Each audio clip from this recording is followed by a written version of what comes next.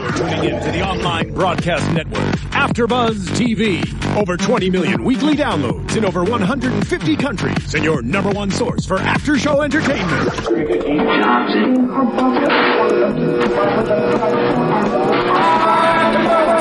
AfterBuzz TV, the destination for TV superfans, producing after shows for over 300 of your favorite TV shows, interviewing celebrities and showrunners, and bringing you behind-the-scenes exclusives. All thanks to E! Entertainment's Maria Menounos, producer Kevin Undergaro, and internet leader Akamai.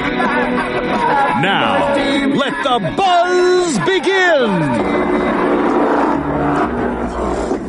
Good evening, AfterBuzzers. We are here at AfterBuzz TV Studios discussing everything American Horror Story Season 4. I'm your host for the evening, joined by Sarah Huggins. Hello. Jillian Leff. Hi, guys. Oriana Leo. Hi, everybody. And on the couch, Pegah Rad. And Erin and Mike Cash are back.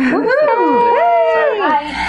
Welcome back, you guys. Thank you. So happy to have you. We're discussing tonight episode 13 titled Curtain Call, season finale. Wah, wah. Wah, wah. Why'd you say wah wah? It's sad, but I know. not that sad. I'm okay. I have closure. Yeah. I feel good. Good. You know, after I'm sure you do. Yeah, I'm sure you guys do. How long have you guys been done for? Like 3 weeks or so. That's it? Mm-hmm. Wow. Not too long. Down to the wire. Yes. They got everything back up and running right away as soon as the holidays were over. We had that big chunk everybody was bombed about. It was like 3 weeks that we had off, right? Mm-hmm. Yeah. You guys I guess nobody wants to watch American Horror Story at the holidays. I will still watch. It felt like forever, although maybe a Christmas-themed episode would have been nice. I don't know. We had a Halloween-themed episode. Second season, we killed Santa, which was Yes, you did we kill shot Santa. This strip mall outside, obviously, and we had to tell the little kids, you might want to leave because we're going to do something you don't want to see here.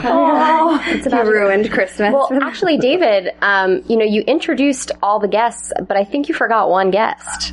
Oh, yeah. Did I? I don't know. There's a big white bag in front of Erin and Mike. Okay. We haven't seen this. So we haven't seen it. We had a guest last year. We bought Kathy Bates, so I think it's only appropriate we... Oh my god, I'm so excited! Lord. Oh my god. Okay. Tons of pictures of that. For those of you, not right now, you're not. For those of you not watching us and only listening to us, it is the bust of Twisty. Twisty without the mask. Without the mask. Oh my lord. And without the post-mortem heaven mouth that he could speak with. You guys, this looks so real. Amazing. Well, this is... because you didn't get to see his Kathy. hair. It's the actual scalp that John Carroll wore and the mask. And this face was actually used as a... For the composite for a green screen. Yeah. My goodness. I'd like Fuse Effects are friends that doesn't do all that visual effects on the show. They're amazing. Oh, wow. I'd like to report that I got goosebumps. And you guys were like Twisty's biggest fans. Yeah.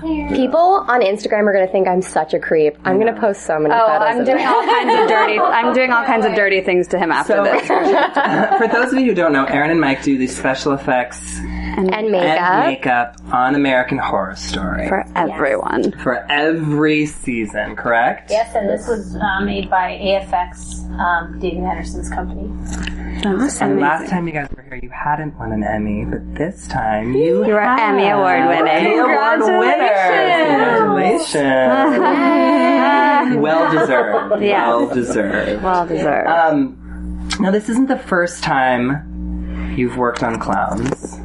Right. Because you worked on it. Yes, but I didn't work on the clown makeup. I worked on, the bodies and some of the spider. I just got to see that going on all the time. And I was, 20 or something. I was like, oh my god. Was it scary to be there? Or no, not at all? But I've always been such a big fan of horror, so I'm always just really excited to see stuff like that. I just had a flashback of the spider, and I'm scared all over again. We were talking about earlier.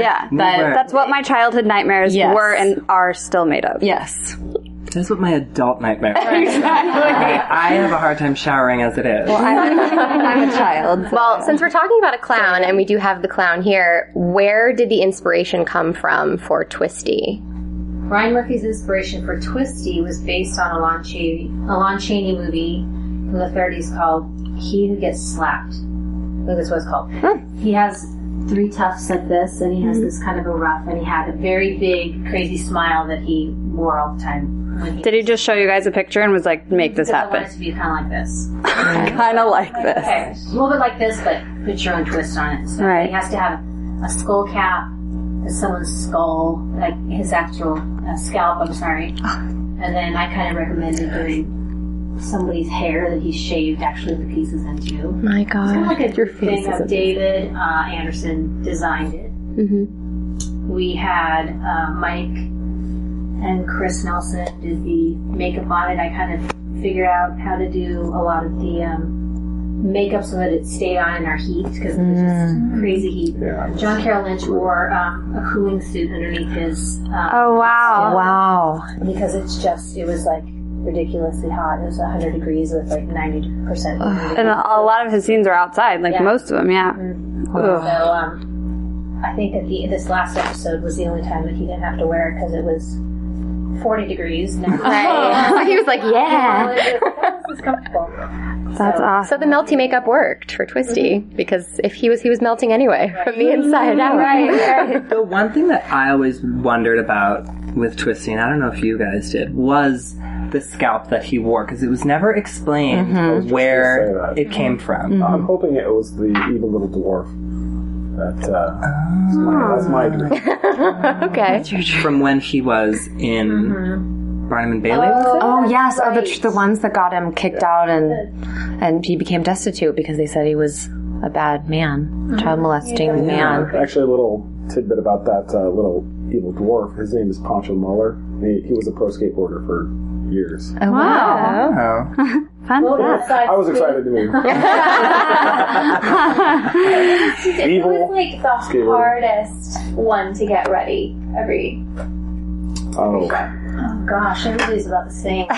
About the same amount. Well, I have kind of a question that like spins off of that. Like, what was because there were so many cast members and so many different storylines. What was like the hardest thing you guys had to do, like makeup and effects wise, like this whole season? Like death scene or like, was there a particular moment?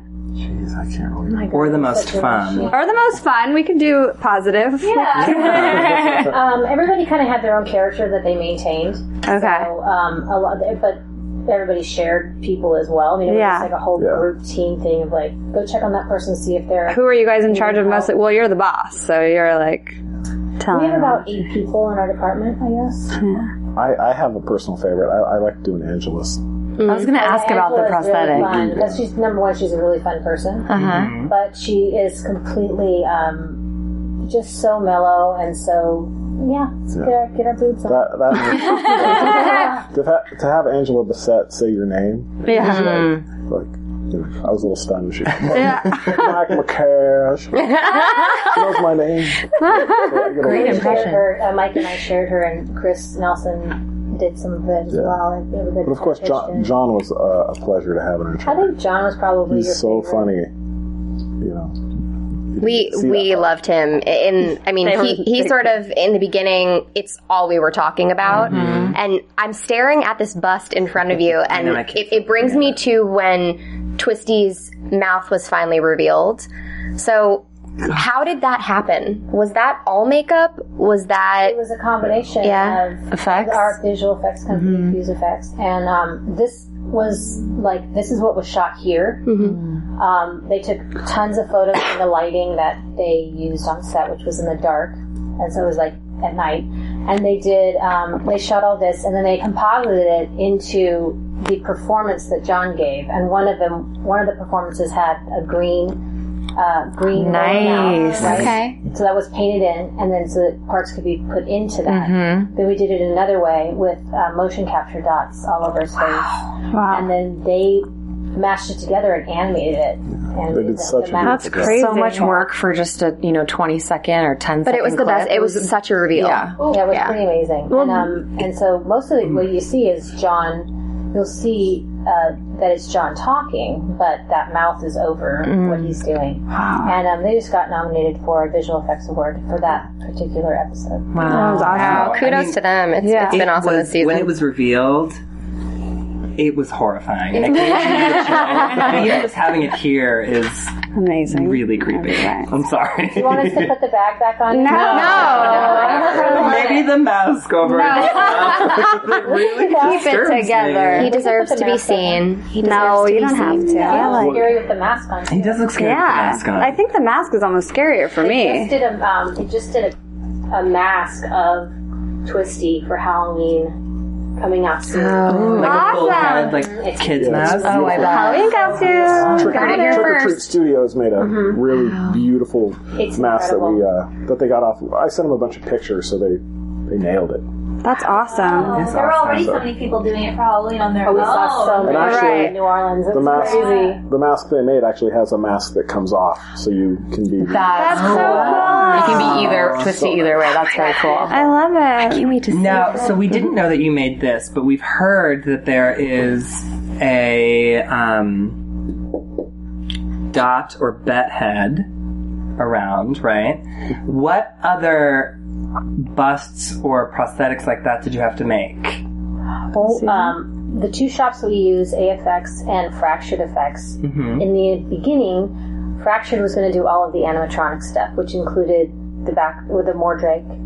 Yeah. The back of his head. And then he was also going to, Evan's hands were originally going to be kind of have a mechanic thing in them so that they were going to be a little longer, and they just ended up looking too big, so they ended up just doing the appliances for him. I think they were applied by Chris like 100 times. Yeah. Jeez Louise. Wow. So they ended up doing that, and then they also did the Bet and Dot heads, which are separate puppet heads, and sometimes you can see them in the show, but sometimes you can't. Yeah, it's nice a little bit. Yeah. Well, I was going to ask, how can you kind of walk us through, how do they shoot those scenes? Does Sarah do, she'll do, all bet, and then it'll, cut, you guys will, Switch the animatronic head. Yeah, okay. This is a bet head and a dot head. Okay. But Sarah did everything 4 times. So the wide shot was shot 4 times. Wow. 1, 2, 3, 4, because it has to be shot with the green screen and back, and then it's shot also with just her face, and then I would do motion capture dots on her neck. So on every take. So then you move into close-ups, you do the same thing. So there were 9 dresses when she had stunts. 9 dresses that were made for her. Wow. It's very, very difficult. We weren't even sure in the beginning, if it would work. Yeah. Everybody just do something. I feel like Sarah Paulson's the only person that could pull it off. Would you agree? And then when somebody would be puppeteering, she'd know exactly what she wanted the puppet head to do. So when I do this, you turn the head this way, and it looks this way, or it's doing something. She was completely on top of all of that, about how she did it. Wow. We got it down to 5-minute changeovers and stuff. Wow. I mean, a few weeks into it, and she was incredible. Holy cow. I was recently interviewing Lonnie Paris-Steer, who directed the last episode, and he was talking about Sarah Paulson and just saying that she's the consummate professional, and that she always shows up on time, prepared, so much so that it irritates her when other people aren't. But he was like, I absolutely love her for it, because it makes my job as a director, a guest director, easier, and she's just so unbelievably professional and prepared that she elevates everyone else's game. Absolutely. Yeah. Absolutely. You can tell from such an undertaking. Absolutely. God, did you guys ever sleep? That's what I want to know. Actually, it was just, it was very long hours. It was 80 to 90 hour weeks. Jesus. Because we did a lot of double ups. I don't think there's a single day that I didn't wake up and go, I hate going to work. You jump up and you go, let's do it. It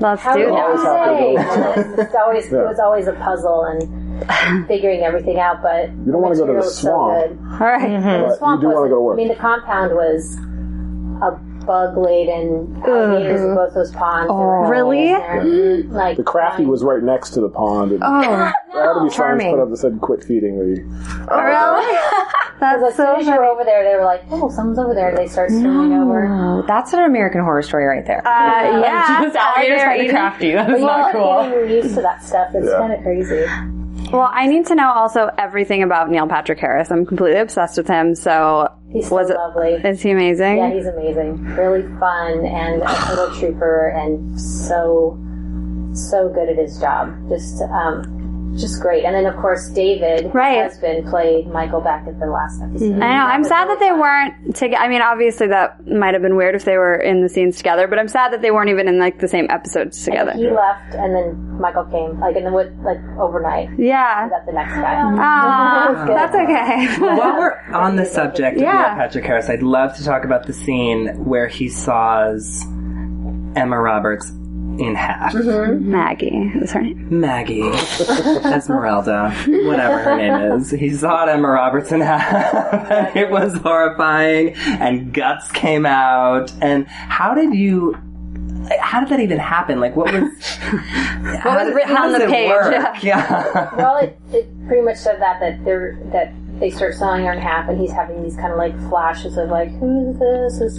These are the women that I brutally murdered. He was having like a break, and they wanted her sawed in half, and they wanted the guts to come out. So, unfortunately, with the scheduling and everything being shipped from Los Angeles, I think we got that body which we did a ton of times, like open the box and just start. Yeah, we had an initial meeting with the director. Was it Lonnie? Yeah, it was Lonnie. And he said, this is what I want to see. I want to see guts hit the floor. That was my favorite part.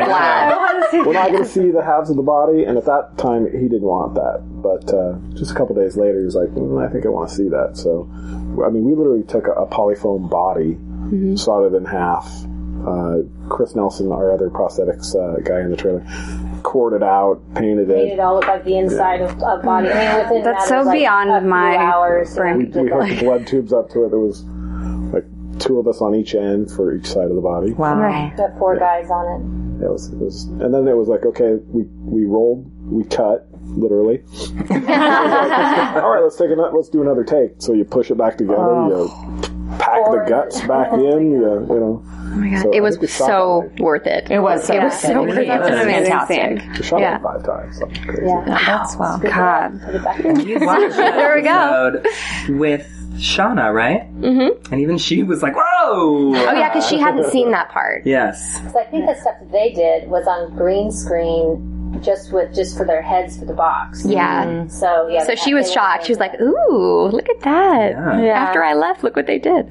No, it was definitely one of the most memorable moments of this season. We really enjoyed it. Yeah, it was fun. I did. It was fun. All that stuff was crazy. What do we think about this episode? The finale? Well, I had some misgivings going into tonight's episode. Tell us. Only because I felt like last week, and I know you guys listened to it, and I know I told you and you, Pegah, last week, that I felt like last week felt like the finale. Yeah, that's kind of how the shows go, though. Yeah. Almost all the shows, it's like that. They just do a nice little wrap up on the real finale, and that one before is kind of the one that's the big gory one. But of course, there was a lot of, wrapping up this week. A lot of death. Everybody died. Everybody died. You guys were all screaming. How we saw old characters come back. That was, Edward, Twisty. Yeah. Who do you call Huxtable or whatever? Oh yeah, Cosby. Yeah, Jefferson, Angus Jefferson or whatever. Yeah, But a lot of Angela's. them came back, so that was fun. No, we loved that the gang was all there. It needed this episode because, at the end of Coven, we found out who the Supreme was, and it wrapped it up. If it hadn't wrapped up, if Elsa just ran off to Hollywood and we didn't see what happened to her there, I wouldn't have been satisfied with that. I was going to say I really enjoyed the episode, and I felt like it set out what it needed to accomplish. I felt like I was a little bit disappointed the last few episodes. I know I wasn't here, guys, sorry. But just the method of storytelling was a little bit frustrating to me, that I just felt like it could have been done more creatively. And there were so many things in this episode that I felt like Brett brought it all back home. There were artistic, there were ways of telling the story without having to just tell us the story. They were showing us. And it made me feel like it put a bow on the end of it, and I'm really grateful. Yeah. Well, it was a lot to like wrap up. I mean, I'm kind of glad they just like killed half the people, because like they had to like wrap up everybody's storyline, and at the end I feel like we got closure. No, but like, I mean, if they had to wrap up every single person, it would have been like, No, I know. I'm with you. I'm glad everybody got killed. Boom, you're dead. And we did, and I mean, like, they wrapped everyone up by killing them, but then they even continued the story with the scene at the end where we find out that, the tattoo girl.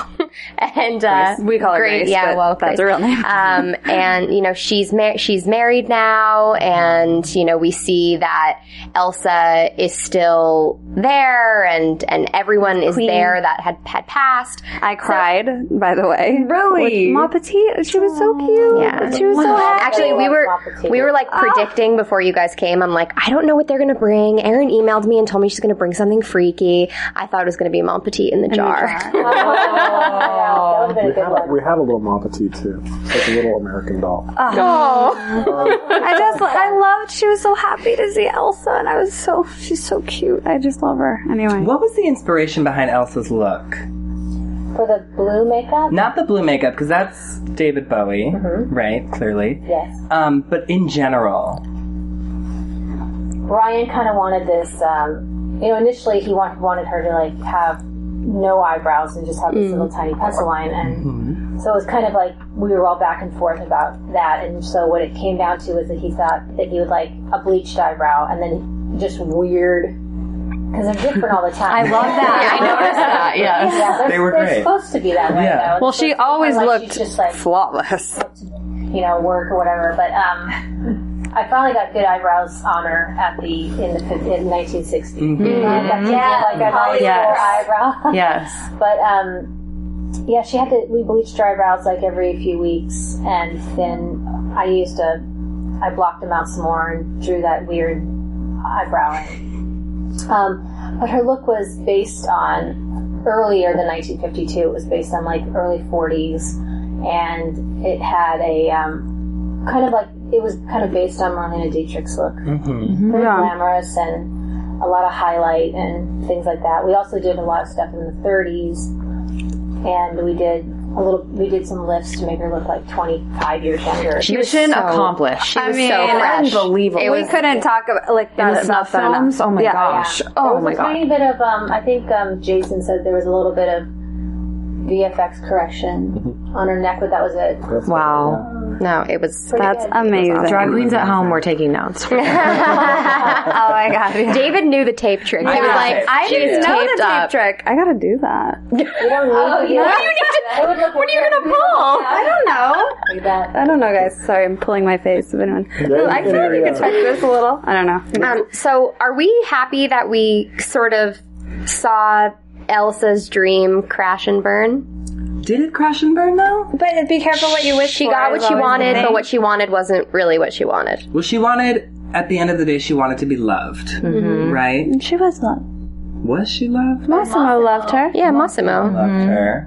As much as he could, because we found out in the last episode that he has no heart. Or no soul, right? So he loved her as much as he could, and now he's dying, so it doesn't matter. By the way, Pegah, didn't you want to bring up something in the last episode of the commenters? Oh, yeah. So apparently we forgot to mention that the doctor from last episode who was torturing Massimo was from season 2. Totally forgot to mention. Oh, I was going to ask Dr. Arden. With Erin and Mike here, what do you guys think about the whole, like, they all tie together all of the seasons? Is that something that you guys were, like, conscious of from the get-go, or... I tried to add a tie-in with her legs being wood. Yeah. But when Massimo made them, he said, look, I made these out of knotty pine. Oh my god, I love it. Knotty pine. Oh my god. I like it, but we don't, we only find out when we read the script. Okay, so you weren't, like, thinking about it ahead of time. A little bit, but not that much. Yeah. You're just like, oh my gosh, that's cool. Especially this season when he revealed that Pepper was going to be in it. There were all these American Horror Story, universe theories, and now sort of Tumblr has gone wild with what is he going to do next? Who is he going to connect? How does everything work? And the timelines, it's like you just drive yourself nuts looking at all of it. Yeah. But that's interesting. Did you guys... A lot of that stuff is not... Yeah. A lot of it's far-fetched, especially with Elsa. A lot of it is just putting these fun little things in here and there to keep everybody tantalized. Yeah. Well, because you guys said, didn't you say that Asylum was your favorite season so far? I think that was. I mean, I loved Freakshow. I like all of them a lot, but I like Asylum a lot. It was very because you guys got to be home, besides the aliens and stuff. But that was. It really makes you appreciate being in Los Angeles. Right, you're gone for 6 months out of the year, right? Totally. It was. But I loved Freakshow for just the amount of creativity and the challenges that we faced were so vast. Yeah, it was such a big cast, and like, okay, so all the freaks work today. Sometimes it'd be like, and then Ryan. Yeah, there were so many people. I mean, we talked about it a bunch of times. There were so many cast members, and they were all amazing. But it's just like that you had to have your hands full. Everybody almost sort of had something that needed to be done to them, right? Yeah, like all the the beard, wore a mustache sometimes, and he got beat up. Dumb. We had little things like that, but he was one of our most low maintenance characters. He was a lot of fun. But yeah, everybody had a little something. Neep was very low maintenance. Yes. Considering the first year we put that full makeup on him. Oh yeah, he had the teeth. He had the bloody teeth. And the finale, well, when Elsa dies and goes to her heaven, nobody was happier than us to have Meat back. We tried to put him in like the wedding scene. We're like, you gotta have Meat back. We go to the writers, bring Meat back. We love Meat. So. And then they did, and we were like, yay! We squealed. He got up on the microphone and actually sang the song that Jessica sings, but with all Meeps. So. Oh my god, that's so cute! That's so cute. I wish we would have seen that. I know. We'll talk about really the episode stuff like that. Yeah, I really want to. Dancing on stage. Yeah. She's doing crazy stuff at the end. Everybody was just out of their minds. But yeah, I'm sure. Going crazy. What do you want to talk about? Well, yeah. Tell us what you want to talk about. We haven't talked about it. We have not. Sort of. Sorry. I feel like one of my favorite parts of in the beginning when the biggest insult you can lay is you're boring. Oh yeah. To me that's always been my personal mentality is that call me anything but boring. Like that would be the worst insult ever. And to see Dandy's world start breaking apart, that he can't bully everyone around, that these people can't be picked on any more than they already have been. Yeah. And they won't take any more. And I don't know, I love seeing him get knocked down and the freaks quit. Well, he had blood on his hands already in that scene. Yeah. You could just tell. He was pissed about everything. It's like, like sometimes I meet these guys or girls that no matter what you do, they're always going to be angry at you. Mm-hmm. Like you could be the nicest person in the world, and that's just, I feel like, his attitude towards things, unless you sort of coddle him and, do exactly what you say, get down on your knees. It's like, he's never going to be happy. So I knew what was going to happen. It was just a matter of when is he going to kill all of them. Right. And it was immediate. It was pretty immediate. But it sounded like Elsa said when she referred to a few months when she had been in the casting office waiting for the president. So I'm guessing a few months had passed since she left and left it to Dandy. Mm-hmm. Is that correct? Yeah. Okay. Yeah, so I was kind of thinking, I can't believe he lasted that long. I can't believe a few months went by and didn't murder everyone before. No, that happened that happened within hours of her leaving. Within hours of her leaving, and yet the 3 months passed. Oh, okay. Yeah, thank you. She just didn't know. I mean, back then you had to take a train. Sure. And so that's like a week. So that, and then finding around passing out her headshots and all kinds of stuff. Sure. Pretty exhausting. Well, that makes sense. Thank you for clarifying that. Yeah. I'm kind of sad, and I wish Dandy would have killed everybody, which he did, and then performed his Cole Porter stuff, because we didn't get David was really obsessed with that Cole Porter thing. He was like, wait, Cole Porter? Wait, what? He kept seeing it, and I was like, who cares? He sings Cole Porter. Get over it. Listen, I loved one of my favorite lines, other than I hate you, I hate you, I hate you, when he's gonna die, is when I think it's Bet shoots him with the gun, and he goes, "That's mine." His first reaction is, "That's mine," not anything else. Parts in it too. It's I think we were sort of missing Dandy for a while, and I finally. It felt good to me today. I was like, okay. It felt really good to me as well. He's back. Well, I'm happy to see him go. Basically naked, so you're right. Well, he ended up... I mean, what's better? I did think about that. He ended up dying in true freak style. Like we saw many of the other freaks in a tank in a museum being looked at, and I thought that was great because they said you will never be a freak, and he died and he was a freak and everyone laughed at him. We have been talking for a while about, is he not the biggest freak of all? Yeah. Because of what Edward Mordrake said in the beginning about, that's why Twisty was the biggest freak at the moment, because he did not have a grasp and understanding that what he did was wrong, right? Yeah. Like he was so wrong, but he was so out of touch that made him that much more special. But I feel like Dandy knows that what he's doing is wrong. Yeah. And he's just doing what he was meant to do. Yeah. Yeah. Like he's God and he's immortal. He's God, he's immortal, Right. and he's following on his plan. I don't get that he thinks it's wrong or bad. Yeah. He knows that people want to stop him, but he's doing the right thing in his mind. He has a God complex. Yeah. Yeah. I really That's also... like serial killer city. Like, yeah. But I also loved when he's in his skivvies and he goes, I know marriage is hard. That is, I will never forget that image of just trying to negotiate with your killer that you tried to force marry. Can we talk about the wedding scene with the animals? I mean, I was literally dying. Like, that was amazing with all of his animals as guests. Animal wedding guests. And was that the croquet green? Oh, yeah. Perfect. When I went to the set first, because Sarah had tons of changes in that, and I walked in and I was like, oh my god! Hi! Because they've been all over all the time, and we've all loved them and been like, which one would you take home? Which one would you take? It's funny. I just love how it's like his stuffed animals are like his guests. Oh, I have. You did? They were always in there. Because they seem like something They're very a normal childlike. person would have. Yeah. No, not a normal person. A grown man with giant stuffed animals. There too, with the saddle on it and everything. I saw that. Yeah, It's all hand stitched with his initials, like all the saddle. Oh, wow. Oh, wow. It's actually really beautiful. That is cool. You don't notice it because you're hyper focused on, the Dandy's bathtub body. full of blood or the trunk full of body parts or, Right. something. We're always looking at something else, right? Right. No, but the wedding scene was sort of lovely. And I knew as soon as Bet looked at him, I was like, oh, it's about to be. Oh, yeah, it's on. Well, it was all going a little too smoothly. Yeah. Now, he shot everybody, right? So they died quickly. And then he was forced to drown as they watch him. Which I thought was awful. Because at least everyone else died quickly. And he had to, basically watch his own death happen. But he's a mass murderer. He had to pay for his sins. So? He had it coming, as Desiree would say. I'm not saying he didn't have it coming. I mean, he shot some people straight in the face.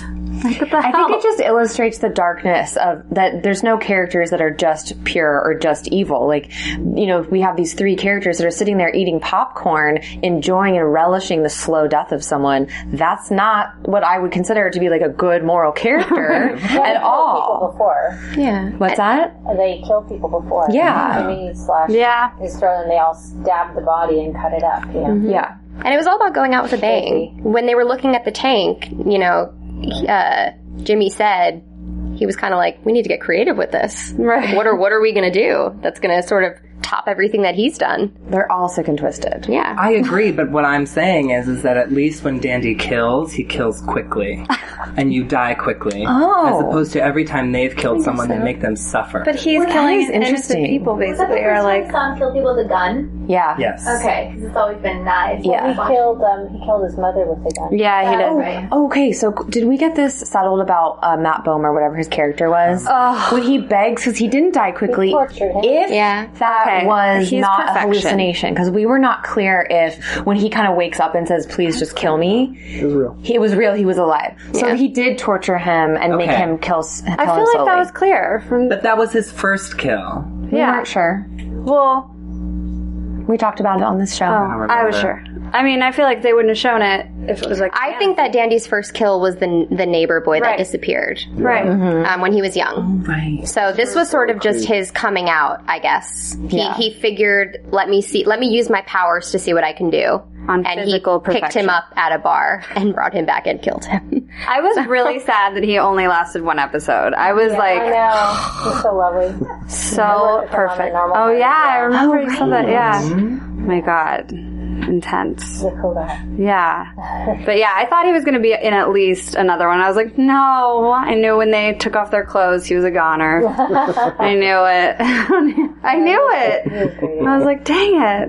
And I thought that was sad. And Del went and looked for him. So after Dandy dies, we sort of jump forward in time 8 years. Right? Yeah, 1960. To 1960, and we're in 1952, so 8 years, right? And Elsa is a star. She's got a star on the Hollywood Walk of Fame. 3 Emmys. 3 Emmys. 3 gold albums. 3 gold albums. All German themed. Yes.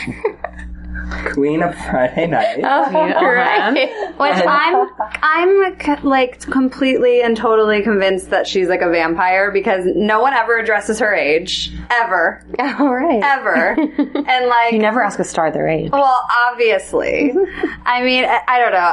I feel like, well, and that's why all those like weird conspiracy theories where they're like, oh, Elsa was, you know, like Sister Judy and Elsa are the same person. I'm like, she would have to be literally immortal. like immortal. But I thought it was interesting that she's clearly an older woman and like in that time, like that would have never happened. Like she wouldn't have like hit it big at that age in that life. Like it just wouldn't have happened, but I liked it. Well, she also had a husband that was her manager and maybe like a third of her age. I don't know, a half of her age. Totally. Which probably didn't happen back then either.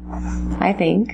Listen, Elsa's a very persuasive woman and very determined, as we saw. You know, she sat in an office for how many months waiting for the head of the studio to come out. Which, not to interrupt, but I loved the way they showed that with the cigarettes. You know what I mean? Like and the lipstick, the too. lipstick and the cigarettes. I did like that. How they I felt that. I felt the exasperation of that. I mean, from she that was shot. right away when they cut to her face and they did a close up and we just saw all of the lipstick bleeding and just like that was perfect. It's like, oh wow, I feel you. Like I have been there. You know, yes. You don't reapply for a long time. You look in the mirror and you're like, oh, sorry. Lipstick all over your face. Exactly. Good for you. That's amazing. But she's married to David Burtka, whose name is Mike. Michael Beck. Pegah. Oh yeah, I wrote that down too. I was like, oh my god. They said his full name like a million times. You really did.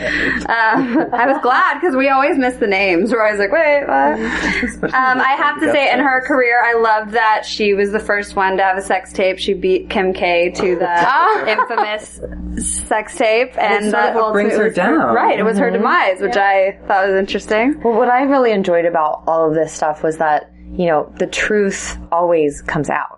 Right. You know, she's been living this lie forever. She lied to all of her freaks about who she really was. You know, she just lied, and her entire life was this illustrated life that she made up as she went along. And I liked that it brought her down just because she created her reality and she didn't really care. I think she meant well and she had good intentions to take care of people, but she didn't care who she stepped on or killed or whatever to get where she wanted.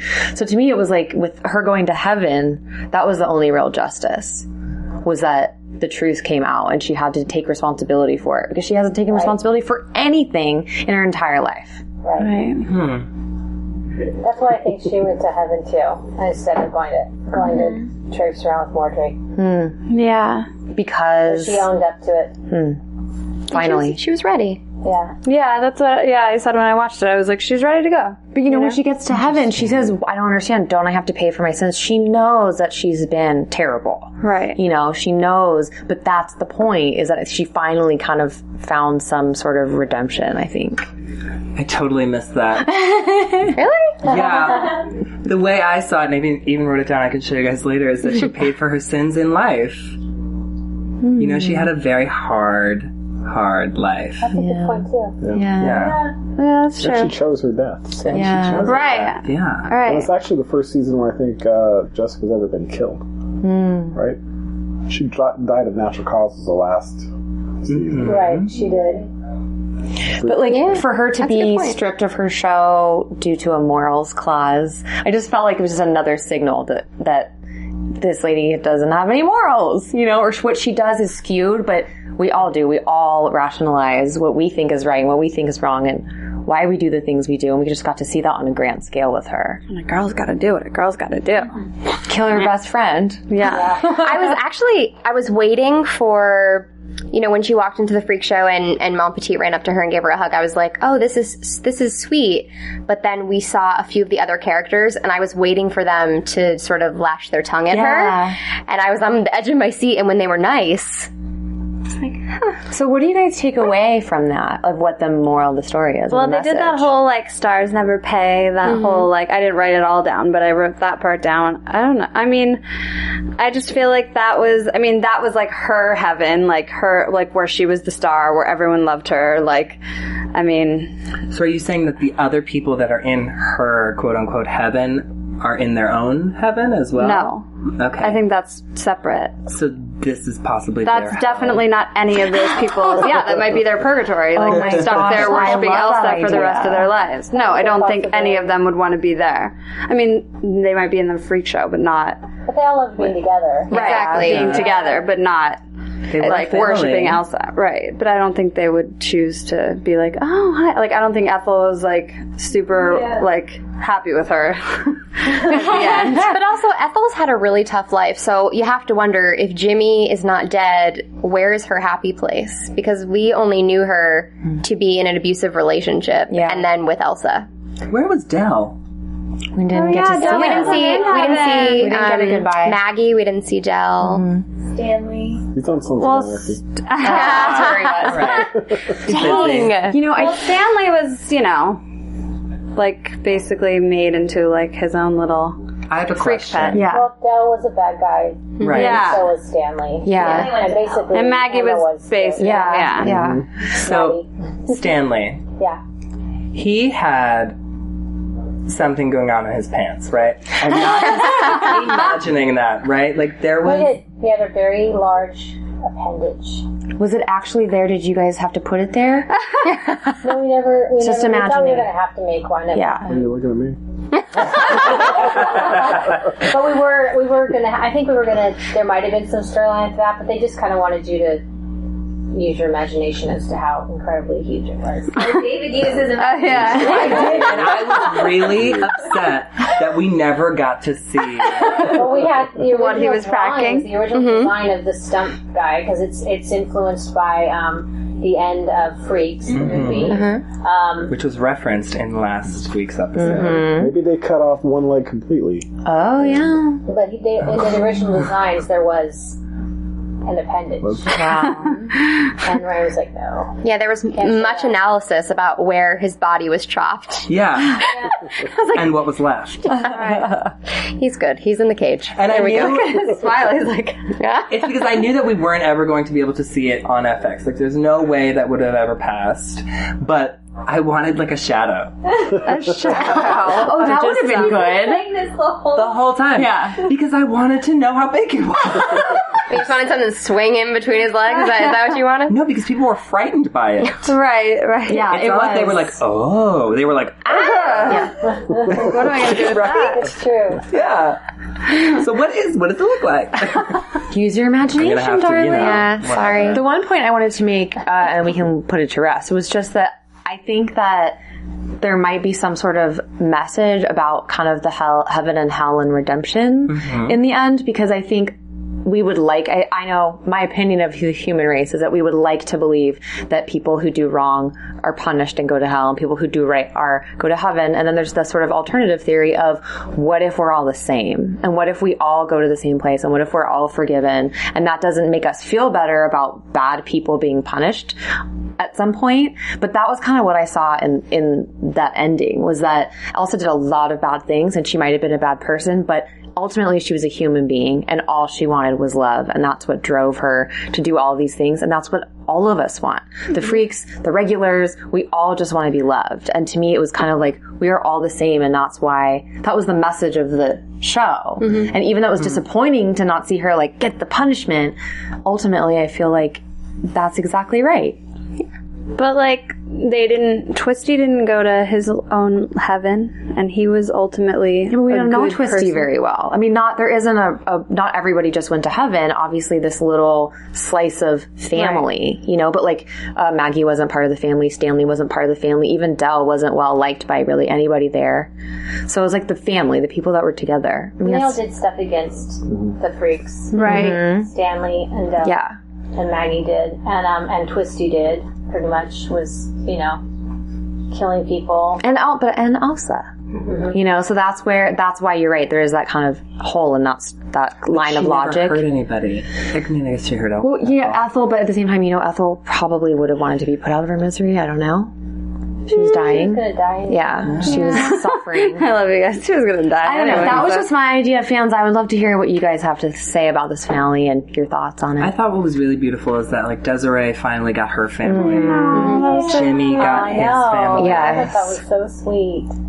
And I was It's a show about family. Yeah. Yeah. show. And then everyone got their families, right, which was really beautiful. Did you guys like the Jimmy and the twins? I did. Yes. Because I feel like that's where, like, at the very beginning, that's where they were going, and like I wanted that to happen like, so bad, and so yeah, I did. I was really Does that mean happy. he just married Dot? Because wasn't Dot the one in love with him? Or, Well, he gets all of them, right. And she made, in the beginning, you know, Bet was always making sacrifices for Dot. Mm-hmm. Yeah. So she kind of did the same thing again. Yeah, It's okay, they work. They were sitting on the couch. She was reading a magazine while they were making out. Like, she's like, I'm good. Don't worry about it. It's fine. They found a way to make it work. They were pregnant. Yeah. With twins. With twins? Yes, they said. Well, he said, how are my girls doing? So it could have been two girls and a baby. Girls, yeah. Right. He said, They how are my couldn't tell girls what babies were back in the day. So. Right. That's true. Yeah. They Yeah. wouldn't know. Yeah, and they were like, we're good. So like, Unless it was kicking with like 5 feet or something. right. Totally That's possible in this story. Yeah. But yeah, there wasn't anyone that I was like, really? Like, I liked how everyone's story. Yeah. Well, Well, closure. It was, all in all. Which I'm really happy about. Me too. Yeah. Except for that appendage. Except for the penis. Maybe it should have been like a shadow over Elsa's head. Right? I mean, There could have been death by appendage as well, which would have been do you think very it like creative. curls? Do you think it's like a whiny tail? okay, I don't know. okay. We kept wondering. Jillian doesn't like the penis talk. I mean, we talked about it. We talked about it on the last episode. You know, a dick's a dick. Let's move on. Oh my god, that is the best quote ever. Hi, Mom. How are you? Jillian left. You know. It's a disturbing scene period when he's Oh, no. doing. Yeah, Lord, everything about him was creeper all the way around. You know, I do enjoy the way that this ended, and I'm good. I'm good. I look forward to next season. Yeah. I know we'll probably predict what we think it could be. Although we're talk about that. Should we just talk about it? Right now. Let's predict. Yeah. What could it be? Well, you guys don't know, or do you know? You know. Originally, Erin knows. what Scream Team is. Oh. Moonlight. Okay. Well, right. Well, now there's so much more. There's Scream Queens. There's American Crime Story, which I'm really excited about. And yeah, so it's like they could do, like, there's like 3 different venues that they can do all this stuff in now. So Do you know where you guys are shooting next season of American Horror Story? No. There's been rumors of it coming back here, which would be awesome. are you hoping it's not New Orleans? We'll be in a trailer, that's all we know. Exactly. I mean, it'll probably be back in New Orleans if it's anywhere, so. Yeah. Do you know where American Crime Story is shooting? It's here. Well, it takes place in it's OJ. I know. Well, they have to shoot in LA. I mean, come on now. They can And shoot then- that anywhere. No, Of they course, cannot. all that Hollywood stuff that we did in the finale was all shot in New Orleans. Yeah. Right. And her Beverly Hills home was in New Orleans. That looked amazing. Like, it really did look, it did a looked great like it was job. here. It was very LA. I don't know. I've been thinking a lot about this, and I think it's more of what I want as opposed to the whatever clues have been revealed, which I haven't really been paying much attention Me neither, to. actually. But I would love to see sort of like, I don't know, cowboys versus Indians or something in the West. Sexy cowboys. Let's do that. I don't know, because That's a new one. I just, Interesting. it hasn't really been touched upon, and I think there's a lot of history and crime history. Yeah, in the Old West. Cops and robbers. Think about Native American spirits. That could be fun. I mean, that's what I would like. So whether that happens or not, I'm still going to tune in. But I've been thinking about it a lot because a lot of people have been talking about bringing back aliens again. And I would just love to see another, sort of true I don't think it's gonna story. Be yeah. I don't think it's going to be anything space-oriented. Not aliens again. I don't think so.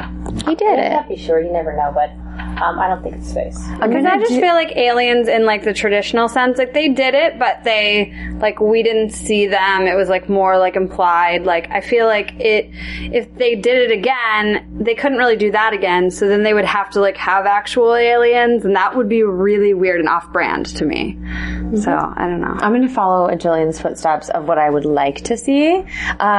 We did see all of those hints about kind of McCarthyism, McCarthy era. Not sure how that's going to play out, but I am obsessed with the fashion, makeup, and hair of the late 50s, early 60s. Mm-hmm. So I would not mind at all having something set in maybe a political, can you imagine having some of the abnormal, crazy spirits or aliens within politics and within people of power? They mentioned communism again in this episode. I know, and that's what I was thinking. But I feel like they did a bunch of those before this season as well. A bunch of communism references and things, because we guessed a bunch of bomb stuff last season for this season and stuff. So what do you predict? I have no idea. That's what I wasn't gonna say. I have no idea. I know it's gonna be wrong, whatever I'd be down for anything. I'm excited about the other stuff. I like that. I'll watch Scream Queens just for Joe Manganiello. Just saying. I'm trying to think more of traditional horror movie genres. Because what have we done? We've done ghosts. Mm-hmm. We've done witches. Vampires. Think they're going to do vampires? You could do vampires, but there's so many other TV shows. I don't think it would be vampires. Yeah, I feel like that ship has sailed. Yeah. Pirates? Ooh, pirates would be fun. Pirates would be fun. Sorry, I'm just totally brainstorming. Concentrated. That is sort of what it's something historical. I feel like it has to be so cool. Explorers and pirates. Lincoln era, turn of the century. 20s, yeah, or even before. But what was that? What was the big thing that was happening then? What would it be? Freeing of slaves, all kinds of history. Yeah. They already did slaves. Yeah, they already did slaves. Yeah. You want to hear my wish list? I'd love to hear your wish list. I really wish it would take place in a prison. Okay. But also with Orange is the New Black style? An occult type family. Cult is Manson? Can we do a Manson? Ooh, I love that. Satanism. Yes. Can you put in a request? I wish. That's my wish. Okay. That would be cool. cool. You might get that with American Crime Story some season. Yeah. They could do David Koresh. In prison, and I want somebody who might think he sees demons and kills them, but the regular people. That whole twisted brain thing. Amazing. Erin, what's on your wish list? Well, she already knows. No. Yes, she does. I kind of think I know, but I'm not saying it. Okay. So do you have a wish list? Was there be something you'd like to do? We've done so much. We've covered so many decades. I feel like it's hard for her to say. In LA, that's awesome. That's awesome. That would be good. 80s in LA, maybe the breaking into people's homes stuff is always really home invasion. Oh my god. Oh, like Son of Sam era. Yeah. Sam, oh my goodness. That horrible guy that was breaking into everyone's homes. Richard Ramirez. Night Stalker. Our part.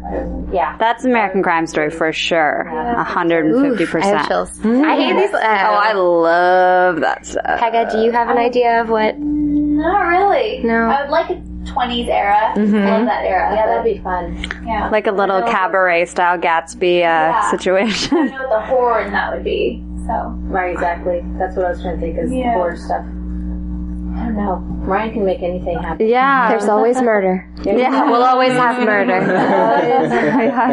Well, do you think next season's going to be based on a film again?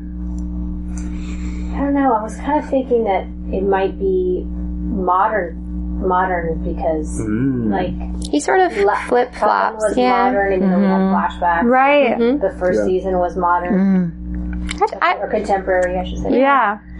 No, I like that. The first season. I like that. That's what I liked about first season too. I loved. Well, we went back to the 20s and stuff in that. Yeah. God. Well, yeah. The first season. I mean, talk about home invasion. I feel like there were several. Tons. Well, right, with the nurses and oh my God, that like still haunts me. Yeah, but American Horror Story was just announced that they're going to be at Paley Fest. So, do you think Ryan will make the announcement then? He will. Fantastic. He is? I'm sure he does it every year. Yeah, he does it. He does it every year. That's why we always go. Yeah. What are we doing next year? Yeah, you're like, we need to hear it. Is it? No, it's in March. No, it's in March. I lied. Yeah. But Pegah, I'm sure they'll be hang in there, girl. For that. We got you. What are we going to do for 2 months? I'm sure there'll be speculate. Because I feel like for Freakshow, it started coming out a little bit before he officially announced it. Yeah, it kind of was starting to swarm around a little bit. But, right. And then he officially... By this time last year, we did a pilot with Ryan, and he kept giving us little tidbits like, look at this, it's Mon Petit. And we're like, right. Oh my God, this is going to be amazing. Well, I heard about it on The Normal Heart, which was November of 2013. Okay. But we're in the dark. We're with everybody else. Yeah. Well, there's so many other things. Like, I feel like, I mean, with all the other shows happening, it's like, I don't know how you guys do it. My mind is like, we have a lot to look forward to, ladies and gents. We really do, and it's been such a pleasure having you, Mike and Erin, back in the studio again. Yeah. We had so much fun. And I've loved being with you ladies all season long. As many times as you've been with us. As many times as you've been able to make it. But it's been great. So from everyone here at the AfterBuzz TV family, I want to know where everyone can find you. Me? Yeah. Birthday girl, Oriana Leo. It's my birthday. Thank you very much. You can find me on Twitter at Miss Oriana Leo and on Instagram at Oriana Leo, and on YouTube, youtube.com/the Oriana Leo. I'm also covering Banshee, which is a Cinemax show, and that's we have a show on Monday nights. Otherwise, just Google me, be my friend, I'll follow you back. Thanks a lot. Hey. You can find me on Twitter and Instagram at Jillian Leff, and I also host the Fosters After Show on Tuesday nights. Fancy. I'm at Sarah on the Go, Sarah with an H on Twitter, and SarahBear627 on Instagram. Pegah? I am on Instagram and Twitter at Pegah Rad, and I'm also doing Better Call Saul starting February. Nice. Erin and Mike? I am on Instagram at FrankenClean and also on Twitter at FrankenClean. I wish I had the same. On Monday, I'll be at the dentist. Perfect. I'm on Twitter at Mike McCash.